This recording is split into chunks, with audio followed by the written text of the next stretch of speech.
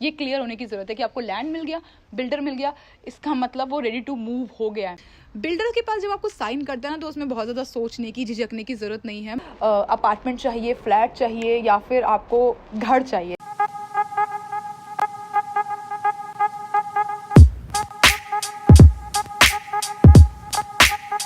Hey guys, नमस्ते, आदाब, सत श्री अकाल। कैसे हैं आपके हालचाल? मैं हूं खुशी और स्वागत है आपका आज की हमारी वीडियो में। आज की वीडियो उन लोगों के लिए खास है जो ऑलरेडी जर्मनी में हैं, बहुत सालों से हैं और वो चाहते हैं अपना घर लेना, अपने सपनों का घर लेना इस देश में। देखिए, काफ़ी वक्त से ना हम लोग घर की तलाश कर रहे हैं, किस तरीके से घर खरीदे जा सकते हैं, कौन कौन से घर देखे हमने, मतलब बहुत सारे घर देखे, बहुत सारे बिल्डर्स से बात की और बहुत कुछ रिसर्च करने के बाद हमने काफ़ी कुछ चीज़ें फाइनल कर ली है और हो सकता है बहुत जल्द हमें हमारा ड्रीम हाउस मिल जाए।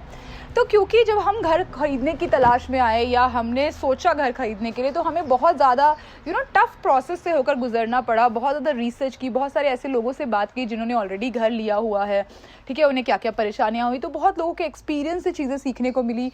तो मैंने सोचा क्यों ना आपके साथ शेयर किया जाए कि अगर आप जर्मनी में अपना घर खरीदना चाहते हैं तो कैसे खरीद सकते हैं। तो चलिए बिना किसी देरी के फटाफट से शुरू करते हैं। देखिए, जब आप जर्मनी में घर खरीदना चाहते हैं तो सबसे पहले आपको सोचने की ज़रूरत है कि आपको कैसा घर चाहिए। आपको अपार्टमेंट चाहिए, फ्लैट चाहिए या फिर आपको घर चाहिए, ठीक है। बहुत सारी चीज़ें डिपेंड करती हैं आपके बजट पर भी। तो मैं आपको अपने एक्सपीरियंस से चीज़ें बताती हूँ। हम यहाँ पर घर खरीदना चाहते हैं, जब आप घर खरीदना चाहते हैं तो भी बहुत सारे सवाल आते हैं। आप आइन फैमिली हाउस चाहते हैं, आप डॉपल हाउस चाहते हैं, मतलब कि आइन फैमिली मतलब सिंगल फैमिली हाउस जिसमें आपकी पेराफेरी में सिर्फ आपका गार्डन होगा, आपका एडजेसेंट कोई नेबर नहीं होगा। दूसरा होता है डॉपल हाउस। डॉपल हाउस मतलब जिसमें दो घर सटे हुए बने रहते हैं, यानी कि आपके एडजेसेंट आपको एक नेबर मिलेंगे। तो ये हो गए घर की बात। तो अब देखिए, मैं आपको बता दूं कि ना जर्मनी में बीते कुछ सालों में प्रॉपर्टी के रेट बहुत ज़्यादा बढ़ गए हैं और रशिया और यूक्रेन का जो वॉर चल रही है उससे भी यहाँ पर काफ़ी ज़्यादा इम्पैक्ट पड़ा है और जो रेट ऑफ इंटरेस्ट है वो काफ़ी ज़्यादा हाई हो गए हैं। अगर मैं पिछले साल की बात करूँ, 2021 की बात करूँ, तो रेट ऑफ इंटरेस्ट था लगभग 1%, 1.2, 1.5%, लेकिन अभी वो जो रेट ऑफ इंटरेस्ट हो गया वो हो गया 2.9, 2.95, 2.97 और 3.05% तक भी रेट ऑफ इंटरेस्ट जा चुका है। जब आप जर्मनी में घर लेना चाहते हैं ना, तो आपको एक चीज़ की रिक्वायरमेंट होती है, वो होती है नीदरलासुंग, यानी कि परमानेंट रेजिडेंट। हाँ, आप बिना पीआर के भी यहाँ पर घर खरीद सकते हैं, बट उसके लिए आपको फिर रेट ऑफ इंटरेस्ट थोड़ा सा ज़्यादा देना पड़ेगा और आपके जो ऑप्शंस है ना वो थोड़े से सिमट जाएंगे, क्योंकि काफ़ी सारे बैंक्स बिना पीआर के लोन नहीं देते हैं, काफ़ी सारे बिल्डर्स बिना पीआर के आपको एंटरटेन नहीं करते। तो थोड़ी सी जो आपकी सर्च है वो सिकुड़ जाएगी, लेकिन आपको घर मिल जाएगा। तो चलिए बात करते हैं अब घर की। तो हम लोग म्यूनिक में रहते हैं, तो हम लोग यहाँ पर घर देखने जब निकले तो भाई बहुत बहुत बहुत ज़्यादा महंगाई है। प्रॉपर्टी के रेट तो शू करके आसमान पे जा रहा है, मतलब एवरी डे रेट चेंज होते हैं और बहुत ज़्यादा महंगा शहर है। आप सब जानते होंगे कि म्यूनिक जर्मनी का एक्सपेंसिव सिटी है, सबसे रिच सिटी है, तो इसलिए एक्सपेंसिव भी है। तो म्यूनिक में घर खरीदना थोड़ा सा ज़्यादा मुश्किल है क्योंकि बहुत ज़्यादा ही महंगाई है।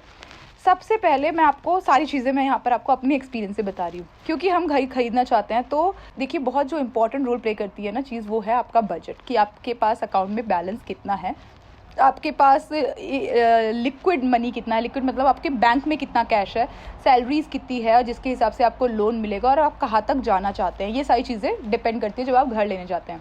हम लोग जो घर लेना चाहते हैं वो हम चाहते हैं एक नया घर लेना। आपकी चॉइस के ऊपर है, आप एक बना बनाया घर भी ले सकते हैं और वो प्रोसेस थोड़ा सा आसान होगा क्योंकि आपको एक घर बना हुआ है, आप जाके बात कीजिए वहाँ पर, अगर वो बिकने के लिए है फिक्स कीजिए सब कुछ और आप साइन करके कॉन्ट्रैक्ट निकल जाइए। तो ये प्रोसेस बहुत आसान हो जाएगा। लेकिन जब आप बनाते हैं ना घर, तो उसमें बहुत वक्त भी जाता है थोड़ा सा। अगर आप एक घर बन के तैयार हुआ और तुरंत खरीदते हैं तो वो घर आपको थोड़ा महंगा पड़ेगा, लेकिन जब आप घर बनवाते हैं तो थोड़ा सा सस्ता पड़ सकता है। लेकिन अगर आप कोई पुराना घर लेते हैं तो ऑफकोर्स वो घर आपको बहुत सस्ता पड़ेगा, लेकिन आपको पता नहीं है वो घर कितना साल पुराना है, उस घर में कितनी रेनोवेशन की ज़रूरत है। क्योंकि रेनोवेशन ना, हम लोग इंटरनेशनल लोग हैं, हम लोग हम लोग को काम करना नहीं आता खुद से, मतलब हम लोग कारपेंटर नहीं बन सकते हैं, हम लोग प्लम्बर नहीं बन सकते हैं। जर्मन लोग पुराना घर ले लेते हैं क्योंकि वो लोग ना सब काम खुद कर लेते हैं, वो घर का फर्नीचर भी खुद बना लेते हैं, वो रूम्स भी खुद बना लेते हैं, वो सब कुछ खुद कर लेते हैं। लेकिन हम लोग ऐसा नहीं कर सकते, या कहिए हम लोग को ऐसा नहीं आता, इसलिए हम लोग नया घर बनवाना चाहते हैं। अब यहाँ पर दो सवाल आते हैं। पहला, दो तरह के घर होते हैं, एक होता है फैटिग हाउस और दूसरा होता है मासा हाउस। फैटिग हाउस मतलब प्री फैब्रिकेटेड हाउस, जो कि फैक्ट्रीज में बनता है और प्लॉट पे जाकर आपका खड़ा कर दिया जाता है और उसके अंदर बाद में काम शुरू होता है। दूसरा होता है ईंट पत्थर सीमेंट वाला घर, है ना, इंडियंस को जो बहुत पसंद है वो वाला घर। तो आपको डिसाइड करने की ज़रूरत है कि आपको कौन सा घर बनवाना है। हम लोग पर्सनली फैटिग हाउस बनवा रहे हैं। फैटिग हाउस में पहला जो प्लस पॉइंट है वो ये है कि वो जो घर है वो एनर्जी एफिशिएंट होता है और ये बहुत बड़ा प्लस पॉइंट है, क्योंकि यहाँ पर ठंड बहुत ज़्यादा पड़ती है।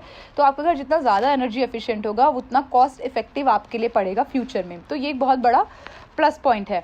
दूसरी चीज़ क्या होती है कि ना, जब आप प्री फैब्रिकेटेड हाउस बनवाते हैं, यानी कि फैटिग हाउस जब आप बनवाते हैं, तो क्योंकि वो एनर्जी एफिशिएंट है, तो जब आप लोन लेते हैं ना तो उसमें भी आपको बेनिफिट मिल जाता है, क्योंकि काफ़ी सारे बैंक जो हैं वो 40+ वाले एनर्जी एफिशिएंट घरों में जो लोन का रेट ऑफ इंटरेस्ट है वो कम कर रहे हैं। तो ये एक मुझे लगता है बहुत बड़ा प्लस पॉइंट है, क्योंकि अगेन ये बात आ गई है बजट पर। लुक्स वाइज अगर मैं बात करूँ ना, तो आप बाहर से देखकर पहचान नहीं सकते कौन सा हाउस फैटिग है और कौन सा हाउस मासा है, मतलब कौन सा घर ईंट पत्थर का बना है और कौन सा घर बना है वुडन का। तो आप ये देख के बिल्कुल नहीं पहचान सकते, तो कोई फ़र्क नहीं पड़ता। तो मुझे पर्सनली जितनी हमने रिसर्च करी है उसके हिसाब से पता चला है कि फैटिग हाउस ज़्यादा अच्छे हैं एनर्जी वाइज अगर देखा जाए। इंडियंस का माइंडसेट होता है कि उन्हें ईंट पत्थर के घर चाहिए क्योंकि वो मजबूत होते हैं। ऐसा नहीं है, जो फैटिग हाउस है ना वो भी बहुत मजबूत होता है। उनकी जो लाइफ स्पैन है ना वो भी 100 to 120 ईयर्स होती है, और इतना लाइफ स्पैन यार मेरे को लगता है 150-120 सालों में तो आप घर से बोर भी हो जाते हो ना, दोबारा बनवाना ही चाहोगे। तो ये जो मिसकंसेप्शन है ना फैटिग और मासा हाउस का, ये बहुत ह्यूज है। तो आप क्या सोचते हैं इस बारे में, प्लीज़ कमेंट करके ज़रूर बताइए। और अब बात करते हैं आगे की। देखिए, जब आप सोच लेते हैं ना कि आपको घर खरीदना है, तो सबसे पहले आपकी जो सर्च है वो जारी होती है गूगल से, क्योंकि गूगल सबका संगी साथी है भाई, तो गूगल से ही शुरुआत होगी। तो घर खरीदने के लिए या उस रास्ते पे चलने के लिए एक जो बहुत ही अच्छी वेबसाइट है, आई वुड सजेस्ट यू, वो है immobilescout.de। इस वेबसाइट पर ना आप जाकर सेलेक्ट कर सकते हैं कि आपको किस तरीके का घर चाहिए, कितना बड़ा चाहिए, कितने बजट में चाहिए, और तीसरा किस लोकेलिटी में चाहिए, क्योंकि रीजन ना बहुत बड़ा रोल प्ले करता है जब आप घर खरीदने के लिए जाते हैं। तो immobilescout.de पर जाकर आप अपनी जो रिक्वायरमेंट है वो फुलफ़िल कर सकते हैं और वहाँ पर जाके आप ना रिक्वेस्ट डाल सकते हैं जो भी घर आपको पसंद आता है बिल्डर्स के पास।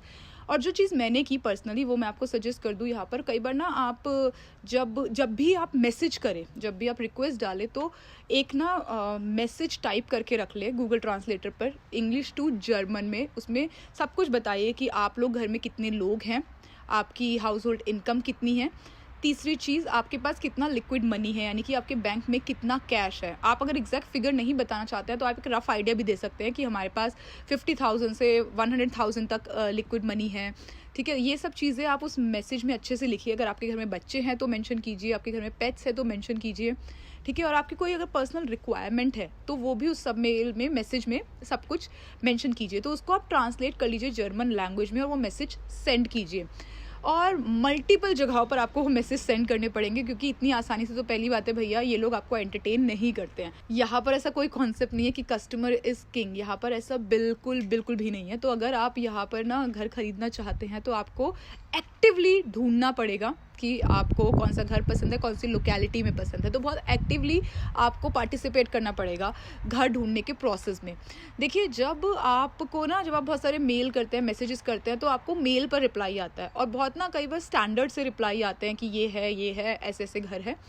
जब आप इस प्रोसेस में घुसेंगे ना तब आपको पता चलेगा, अरे भाई ये जो immobilescout.de पे दिख रहे हैं ना, ये तो सारे बिल्डर्स हैं, घर तो यहाँ है ही नहीं। मतलब उनके पास सिर्फ घर है लेकिन ज़मीन तो है ही नहीं, ज़मीन तो आपको लेनी पड़ेगी। अब बीइंग एन इंटरनेशनल हम लोगों के लिए बहुत डिफ़िकल्ट हो जाता है ज़मीन ढूंढना, क्योंकि हम लोग, एक तो लैंग्वेज का थोड़ा सा प्रॉब्लम है, दूसरे देश से आए हैं, ना भाषा समझते हैं, ना जगह को इतने अच्छे से जानते हैं। मतलब 5-10 सालों में आप कितना जान जाएंगे ना जगह को, जो लोग यहाँ पर बरसों से रहते हैं। तो ये थोड़ा सा ट्रिकी चीज़ है यहाँ पर। तो इसीलिए ना जब मैं आपको ये सजेस्ट करूँगी कि आप मेल और मैसेज करने के साथ साथ ना कॉल भी कीजिए, बिल्डर्स को कॉल कीजिए। अभी ना सिचुएशन थोड़ी सी आसान है घर खरीदने के लिए, मतलब लोग आपसे बात करेंगे, बिल्डर्स आपसे बात करेंगे, क्योंकि बहुत ज़्यादा बायर्स नहीं है मार्केट में जितने 1 साल पहले थे।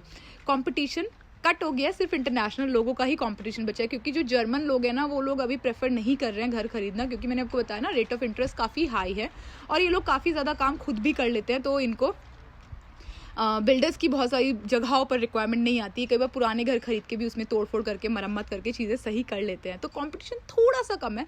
बट मतलब वो आप इतना मानिए कि दूध में ना जितना चीनी घुलने के बाद दिखती नहीं है ना, उतना ही कंपटीशन यहाँ पर कम है। तो ये है, तो आप कॉल कीजिए बिल्डर्स को और उनसे बात कीजिए, तो आपको पता चलेगा, मतलब आपके ज्ञान चक्षु खुल जाएंगे बात सुनकर कि भैया ये जो आप कीमत देख रहे हो ना घर की 1 मिलियन या 1.2 मिलियन 1.5 मिलियन, ये तो सिर्फ घर की कीमत है, इसमें ज़मीन तो है ही नहीं, ज़मीन तो आपको खुद खरीदनी है। तो क्योंकि देखिए म्यूनिक का रीजन थोड़ा ज़्यादा महंगा है, तो इसीलिए हम लोग थोड़ा सा आउटस्कर्ट में घर देख रहे हैं, मतलब म्यूनिक से ये लगा लीजिए आप 30-40 किलोमीटर्स के बाहर घर देख रहे हैं। म्यूनिक के सेंटर से अगर मैं बात करूँ 30-40 किलोमीटर्स हम घर देख रहे हैं, ताकि थोड़ा सा बजट में भी आ जाए। लेकिन अगेन म्यूनिक बहुत ज़्यादा महंगा और बवेरिया ऑलरेडी इतना ज़्यादा महंगा हो चुका है, बहुत ज़्यादा इंटरनेशनल क्राउड आ चुका है, तो काफ़ी कंजर्वेटिव लोग भी है बवेरिया में, जिसकी वजह से ना आपको यहाँ पर ज़्यादातर घरों के स्ट्रक्चर जो है वो सेम ही दिखेंगे। तो जब हम घर खरीदने लगे, काफ़ी सारे बिल्डर से बात की और हम पहुँचे किसी बिल्डर के पास मिलने, तो चीज़ें और ज़्यादा क्लियर हुई। अब मैं आपको यहाँ पर एक और चीज़ बताऊँगी, ये मैंने गूगल रिसर्च में जाना। बहुत सारे लोग गूगल पे क्वेश्चन करते हैं कि ना जब लैंड नहीं है, घर नहीं है, तो ये लोग कॉन्ट्रैक्ट क्यों साइन कराते हैं। बहुत सारे लोगों के दिमाग में ना सेकंड थॉट्स आता है इस बात को लेके कि क्या हम कॉन्ट्रैक्ट साइन करें, यार इनके पास तो लैंड नहीं है, बिल्डर के साथ क्यों कॉन्ट्रैक्ट साइन करें, कल को ये हमसे पैसे ना ले ले। तो देखिए उसमें ना आपको घबराने की ज़रूरत नहीं है। जब आप किसी भी बिल्डर के साथ कॉन्ट्रैक्ट साइन करते हैं, पहले तो आप घर पसंद कीजिए ना, है ना। जैसे ये रीजन जहाँ पे मैं बैठी हूँ उस टाइम, ये पोइंग में एक जगह है, यहाँ पर कम से कम 70-80 हाउसेस है, सैम्पल हाउसेस अलग अलग बिल्डर के हैं। ये भी हमें तभी पता चला जब हम घर से बाहर निकले, घर खरीदने के प्रोसेस में आगे बढ़े, तो यहाँ पर बहुत सारे सैम्पल हाउसेस हैं। आप उन सब घरों में देखिए, जाइए, बात कीजिए लोगों से। जब आप जाएंगे, बात करेंगे ना, तब आपको पता चलेगी कौन से घर की कॉस्ट कितनी है, तो आपको एक रफ फिगर मिल जाएगी कि आपका घर सिर्फ इतने में बन जाएगा, उसमें लैंड कॉस्ट आप और ऐड कर लीजिए। म्यूनिक जैसे इलाके में लगभग 400-500 के आप ऐड करके चल सकते हैं 300 से 400 स्क्वायर मीटर घर का। जिस रीजन में हम लोग अभी घर देख रहे हैं वहाँ पर 1000 स्क्वायर मीटर से लेके 1200 स्क्वायर मीटर तक घर है, तो ये भी अगेन बहुत ज़्यादा महंगा है। और मैं बताया ना काफ़ी आउटस्कर्ट में, अगर हम थोड़ा थोड़ा पास आते रहेंगे तो ये जो कॉस्ट है वो बढ़ती जाएगी। तो यहाँ पर आकर आप बहुत सारे सैम्पल हाउसेस देख सकते हैं, आप अपना पसंद कर सकते हैं घर की कैसा घर चाहिए, और बिल्डर से बात करके आप कॉन्ट्रैक्ट साइन कर सकते हैं। उस घर में ना आप ऐड करा सकते हैं, आपको केलर चाहिए कि नहीं, आपको एटिक कैसा चाहिए, आपको कितनी हाइट चाहिए, कितनी विंडोज़ चाहिए घर में, कितने रूम्स होने चाहिए, ये सब मतलब आप देखा जाए ऑल एंड ऑल ना आपका हाउस डिज़ाइन हो जाएगा पूरी तरीके से। तो आप ये साइन कर लीजिए, और इसमें आपको ना घबराने की कोई ज़रूरत नहीं है। इसमें आपको राइट होता है विड्रॉल का, 6 महीने के अंदर अंदर आप विड्रॉ कर सकते हैं अपना साइन किया हुआ एग्रीमेंट। अगर आपकी पसंद का जो बिल्डर है वो आपको लैंड नहीं दिला पाता या नहीं खोज पाता या आपको लैंड नहीं मिल पाता, तो आपके पास राइट है कि आप विड्रॉ कर सके। और एक और जो बहुत अच्छी चीज़ है, शायद आपको कोई ना बताए, वो ये है कि जब भी आप बिल्डर के साथ कॉन्ट्रैक्ट साइन करते हैं ना, तो आप एक साथ मल्टीपल बिल्डर्स के साथ कॉन्ट्रैक्ट साइन कर सकते हैं। ऐसा नहीं है कि आपको सिर्फ एक ही बिल्डर पर स्टिक होने की ज़रूरत है।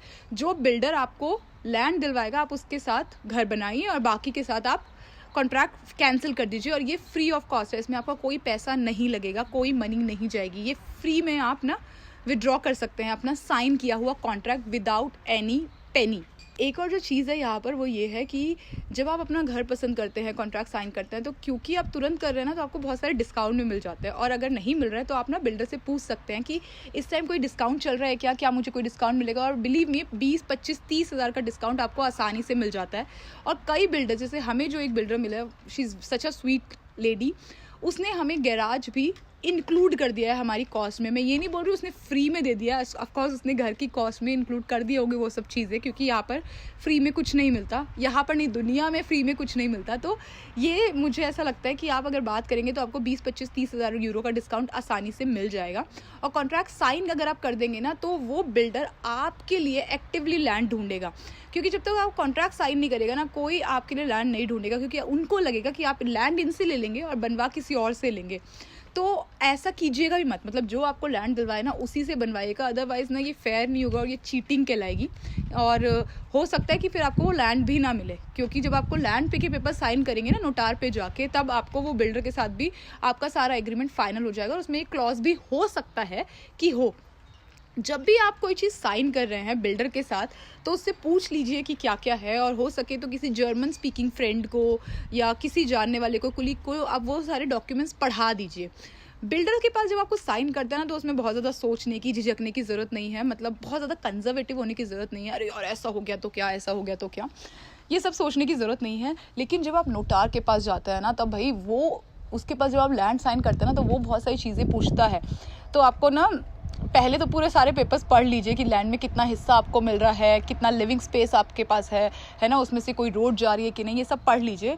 और जब आपसे वो बंदा वहाँ पे पूछे साइन करने के टाइम पे, तो आप उसको बोल दीजिए, वो जर्मन में पूछेगा, आपको रिप्लाई करना है। तो बेसिक जर्मन आ जाए तो अच्छा है, नहीं आए तो भी काम चल जाएगा, इसमें घबराने की कोई बात नहीं है। तो घर बनाने के लिए भैया सबसे ज़्यादा मुश्किल काम होता है लैंड का। तो एक बार लैंड मिल गया ना, तो घर तो बन ही जाएगा। देखिए एक और जो चीज़ है वो क्या है ना, कि जब आप नया घर बनवाते हैं ना, तो नया घर बनवाने के लिए आपको लगता है लगभग 14 से 15 महीने का समय, लगभग 1.5 साल लगता है जब आप नया घर बनवाते हैं। तो अब यहाँ पे बात आ जाती है फिनेंस की भी। देखिए आपको लगता है आपके पास इनफ फिनेंसेस है घर खरीदने के लिए, लेकिन क्या बैंक को भी सेम लगता है? इसलिए जब आप घर खरीदने के प्रोसेस में जाते हैं बिल्डर के पास, तो कई बार ना उन लोगों के पास भी एक फिनेंस पर्सन होता है जो आपके सारे बैंक की डिटेल्स जानता है, आपके फिनेंसेस के बारे में सब कुछ जानता है, और आपको बताता है कि आप कितने तक की प्रॉपर्टी अफोर्ड कर सकते हैं। तो अब बात करते हैं फिनेंस की। देखिए जब फिनेंस वाले बंदे के पास आप जाते हैं ना, तो आप सारे डॉक्यूमेंट्स लेके जाइए। आपके पहले सबसे बात है आपके लास्ट 3 मंथ्स की सैलरी स्लिप, दूसरा आपकी बैंक स्टेटमेंट यानी कि करंट कितना पैसा है, तीसरा अगर आपके पास कोई शेयर्स हैं, स्टॉक है, इक्विटी है, उन सब के डॉक्यूमेंट्स भी आप लेकर जाइए। और अगर आप घर में दोनों लोग वर्किंग हैं, तो दोनों लोग की लास्ट 3 महीने की सैलरी स्लिप लेके जाइए।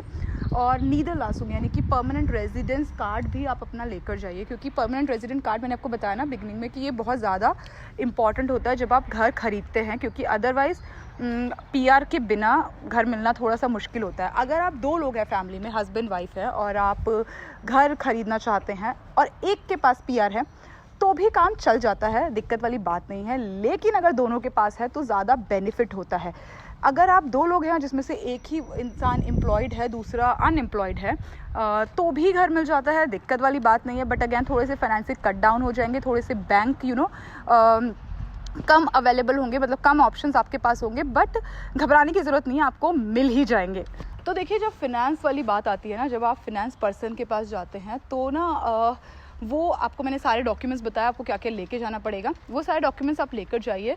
उनके पास ना मल्टीपल बैंक्स की चॉइसेस होती है, उनके पास बहुत सारे ऑप्शंस होते हैं बैंक्स के, मतलब जितने भी पूरे जर्मनी में बैंक है वो सारे ऑप्शंस उनके पास अवेलेबल होते हैं। वो आपका सारा डेटा उसमें डालेंगे, ठीक है, उस सारे डेटा को डालने के बाद बताएंगे कौन कौन से बैंक्स आपके लिए अवेलेबल है और कितने तक का लोन आपको मिल सकता है, क्योंकि ये बहुत इंपॉर्टेंट है। और यहाँ पर ना आप 100% तक लोन ले सकते हैं। कई बार 4 to 5% आपके पास खुद का होना चाहिए, कैश होना चाहिए, और कई बार उसकी भी ज़रूरत नहीं होती। अगर आपके फाइनेंसेस बहुत अच्छे हैं तो आपको कई बार ना 100% लोन मिल जाता है। बट जब नोटार के पास आप जाएंगे ना लैंड की रजिस्ट्री के लिए, तो वो वाला जो पैसा है जो रजिस्ट्री में काम आता है, इंडिया में भी रजिस्ट्री के पैसे अलग से लगते हैं, तो वो वाला पैसा जो रजिस्ट्री में काम आता है, वो पैसा आपके पास कैश में होना चाहिए। होता है तो बेहतर है, नहीं होता तो थोड़ी सी दिक्कतें आएंगी, बट मिल जाएगा। तो घर खरीदने के लिए सबसे इम्पॉर्टेंट चीज़ है आपका माइंड मेकअप करना। तो अगर आपने सोच लिया है ना, ठान लिया है कि घर खरीदना है, तो घर मिल ही जाएगा। देखिए तो घर खरीदने के प्रोसेस में एक जो बहुत इंपॉर्टेंट चीज़ है ना, वो ये है कि बिल्डर कितने का घर बना रहा है। क्योंकि देखो लैंड प्राइस तो मैंने आपको बता दिया ना कि आप इस वेबसाइट पे जाके चेक कर सकते हैं कि आपको जो लैंड की डील है वो सही में मिल रही है, क्या ज़्यादा पैसे मिल रहे हैं, है ना। तो ये तो आप चेक कर सकते हैं। पर बिल्डर के ना यहाँ पर क्वालिटी वाइज, ठीक है, कि कैसा मटेरियल वो घर पे लगा रहा है, ये सब चीज़ों वाइज ना रेट बहुत डिफर करते हैं। तो इसीलिए आप ऐसे इलाके में, जैसे पोइंग में इलाका है जहाँ पर 80-90 सैम्पल हाउसेज हैं, यहाँ पर आके आप ना हर बिल्डर को देख सकते हैं, बात कर सकते हैं, उनके सैम्पल हाउसेज देख सकते हैं और पूछ सकते हैं क्या क्या चीज़ें इंक्लूड है। जब आप घर बनवाते हैं ना, तो एक चीज़ बहुत इंपॉर्टेंट है, बिल्डर आपका सिर्फ और सिर्फ लिविंग स्पेस बनाता है, यानी कि रूम्स बनाएगा, और उसमें किचन विचन कुछ नहीं बनी होती। क्योंकि जर्मनी में अगर आप नहीं वाकिफ़ हैं इस बात से, तो वो ये है कि जर्मनी में किचन नहीं बनी होती है। मतलब अगर आप रेंट पे भी घर लेते हैं ना, तो वहाँ पर आपको सिर्फ और सिर्फ दीवारें मिलती हैं, जिसमें किचन आपको अपनी खुद लानी पड़ती है। खरीद सकते हैं, बनी बनाई किचन आती है जो आप लगा सकते हैं। तो ये चीज़ बहुत इंपॉर्टेंट है। तो जो बिल्डर है ना, वो आपको सिर्फ घर बनाएगा, उसमें गार्डन इंक्लूड नहीं होगा, उसमें गैराज इंक्लूड नहीं होगा, केलर अगर आपको इंक्लूड करवाना है तो उसको आपको एक्स्ट्रा पैसे देने पड़ेंगे। तो ये सारी चीज़ें आप पहले ही पूछ लीजिए ताकि बाद में कोई क्लैश ना हो, क्योंकि गार्डन की कॉस्ट, गैराज की कॉस्ट, ये सब एक्स्ट्रा लगती है। अगर आप टेरास बनवा रहे हैं उसकी कॉस्ट ये सब एक्स्ट्रा लगती है। कौन सी फ्लोरिंग यूज़ कर रहे हैं, वुडन फ्लोरिंग कर रहे हैं कि नहीं, विंडो कितने साइज़ की हैं, डोर्स कितने साइज़ के हैं, ये सब आप ना एडवांस में पूछ लीजिए ताकि कल को कोई क्लैश ना हो।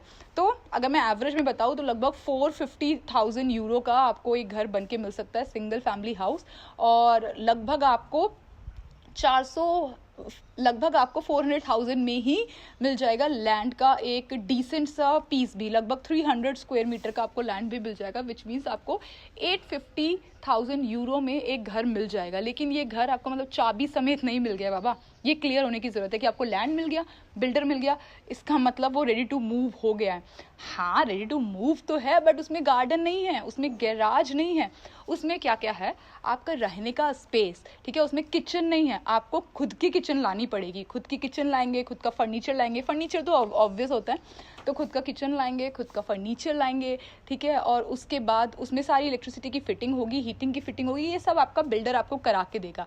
बट अगर आप गार्डन के शौकीन हैं, बारबेक्यू के शौकीन हैं, तो ये सब आपको खुद से करवाना पड़ेगा, जिसमें आप अराउंड 20 to 40,000 का कॉस्ट और ऐड कर लीजिए, विच मीन्स 890,000 यूरो आपका लग गया। अगर आप गैराज चाहते हैं तो उसका भी 10, 15 या 20,000 यूरो आप ऐड ऑन कर लीजिए, लगभग 900,000 आपको पड़ गया। देखिए, लोकेलिटी टू लोकेलिटी डिपेंड करता है कि आपको कॉस्ट कितने में पड़ रही है। आप बिल्डर से पूछ सकते हैं कि वो गैराज कितने में बना रहा है, और फिर बाहर पता कर सकते हैं कि कितना कॉस्ट पड़ेगा गैराज का, है ना, कितना कॉस्ट पड़ेगा गार्डन का। जो आपको सस्ता लगे आप उससे बनवा सकते हैं। एक और जो बेस्ट पार्ट है वो ये है कि यहाँ पर ना जब आप फर्स्ट हाउस बिल्ड करते हैं, खुद का जब घर बनाते हैं, तो गवर्नमेंट की तरफ से थोड़ी सब्सिडी मिलती है, तो थोड़ा सा आपको वहाँ पर बेनिफिट हो जाता है 10 to 15,000 यूरो का। दूसरी चीज़ ये होती है कि यहाँ पर ना आजकल एनर्जी एफिशिएंट घर बन रहे हैं, जो जितने भी बिल्डर हैं, फेमस बिल्डर, वो एनर्जी एफिशिएंट घर बना रहे हैं। अगर आपको थोड़ा पैसा और सेव करना है ना, तो आप, मैंने बताया ना आपको कि आप रेट ऑफ इंटरेस्ट कम हो सकता है अगर आप 40% एनर्जी सेविंग पर जाए, 40+ एनर्जी सेविंग पर जाए। तो उसमें क्या होता है, आपके घर पे लगेंगी सोलर पैनल्स। सोलर पैनल्स की जो कॉस्ट आती है वो आती है लगभग 38 to 45,000। इसमें बैटरीज वगैरह सब कुछ इंक्लूड हो जाएगी, ठीक है। तो 40 तो इसका मतलब 38 to 45,000 के बीच में आपको सोलर पैनल पड़ेंगे। लेकिन एक प्लस पॉइंट है कि आपको यहाँ पर रेट ऑफ इंटरेस्ट कम पड़ जाएगा इसकी वजह से। लेकिन दूसरा जो प्लस पॉइंट है वो ये है कि 18,000 यूरो की ना जर्मन गवर्नमेंट भी सब्सिडी देती है अगर घर पर आप सोलर पैनल्स लगवाते हैं। तो यानी कि आपकी जेब से लगभग गया 20 से 25,000 यूरो जब आप सोलर पैनल लगवाते हैं, क्योंकि गवर्नमेंट ने आपको थोड़ा सा हेल्प कर दी है, सब्सिडी दे दी है, तो आपका 20-22,000 यूरो आपका लगभग लग जाता है एक्स्ट्रा। अगर देखो आपको वो घर 10 साल में बेचना है तो बहुत ही ज़्यादा अच्छी चीज़ है ये, क्योंकि आपके घर पे सोलर है ना, तो उससे आपके घर की कॉस्ट बढ़ जाती है। लेकिन घर बेचना नहीं है तो बहुत ज़्यादा इफेक्ट नहीं आता है। लेकिन आजकल क्योंकि फ्यूचर जो है वो इलेक्ट्रिक है, लोग इलेक्ट्रिक कार पे स्विच हो रहे हैं, और फ्यूल तो कितना महंगा होता जा रहा है, ये तो भैया आप सब जानते हो। रशिया और यूक्रेन की वॉर से जर्मनी में फ्यूल के रेट तो शाही से ऊपर गए हैं। तो अगर इलेक्ट्रिसिटी आप खुद जनरेट करते हो तो काफ़ी प्लस पॉइंट है। अगर आपके पास इलेक्ट्रिक कार होगी तो आप घर पर चार्ज कर सकते हो, है ना, खुद की इलेक्ट्रिसिटी आप जनरेट अगर कर रहे हो, तो इस सब चीज़ों में देखा जाए तो प्लस पॉइंट है। तो खुद का घर बनाना जद्दोजहद का काम तो है ही, लेकिन यार देखा जाए तो आपके सपनों का घर है। क्योंकि मैंने बताया ना, जब आप घर लेते हैं तो आप घर नहीं लेते, मतलब ईंट पत्थर से बना मकान नहीं लेते, आप लेते हैं सपने। तो हमारे बड़े बुजुर्ग कहते थे ना, खुद से घर बनाना चाहिए ताकि पता हो घर पे कहाँ क्या लगा है। तो मुझे नहीं पता आप लोग इस बात से कितने सहमत है कितने नहीं, आपको क्या लगता है प्लीज़ कमेंट सेक्शन में आकर ज़रूर बताइए।